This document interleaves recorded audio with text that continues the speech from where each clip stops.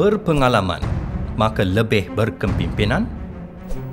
12 tahun berturut-turut mereka berbelanja secara defisit.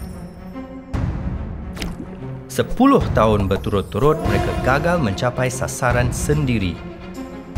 Prestasi merundum, tetapi belanja melonjak. Perbelanjaan meningkat 300% dari 69 bilion pada 1998 kepada 204 bilion pada 2010. Adakah kerajaan berbuat 300% lebih banyak untuk rakyat?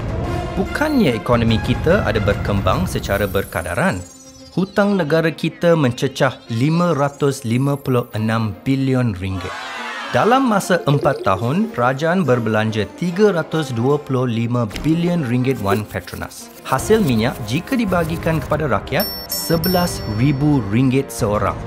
Tak payahlah dimegahkan bila memberi duit BRIM 500 ringgit. Cukuplah dengan pengalaman yang buruk. Tiba masa untuk berubah.